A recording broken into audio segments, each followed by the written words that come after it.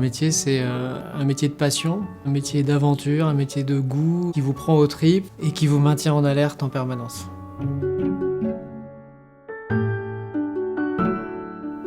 C'est très excitant d'aller à la recherche de la pierre rêvée, mais je dirais qu'on y va presque tous les jours parce que c'est trouver des pierres les plus exceptionnelles, des pierres de couleur, donc rubis, saphir, émeraude, en passant par les diamants, par les pierres fines, les pierres dures. On a toujours beaucoup d'espoir de trouver la merveille. On va rechercher, au-delà des critères de qualité gémologique, une beauté de la pierre.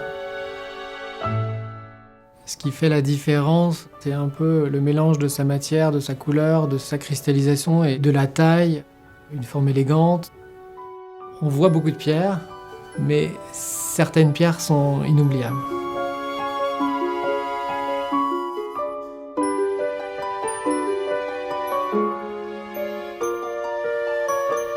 Ce qu'on ressent quand on ouvre un pli et qu'on voit une pierre exceptionnelle, c'est d'abord une émotion.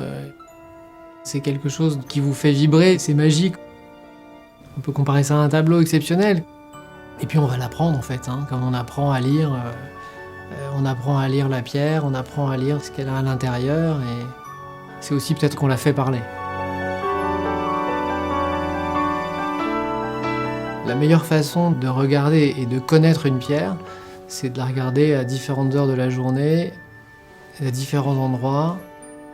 Vous savez que si vous achetez une pierre en Asie, quand vous la rapportez en Europe, elle aura forcément pas la même couleur. L'œil, en fait, est le seul moyen d'analyse.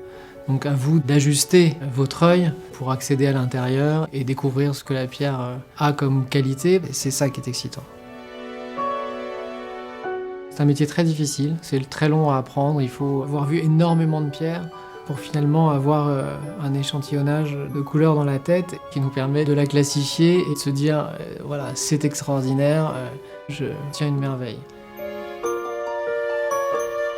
Par passion, on va avoir presque un regard d'enfant à chaque fois. Je pars un peu à la chasse au trésor, des diamants anciens, en passant par les saphirs de Ceylan ou les émeraudes de Colombie. Je sais pas si on peut parler d'obsession, mais oui, peut-être, probablement. Il y a très peu de gens qui font ce métier sur Terre, donc on rêve encore, même après 30 ans de métier. Et c'est magique, on vit avec les pierres, et les pierres vivent avec nous.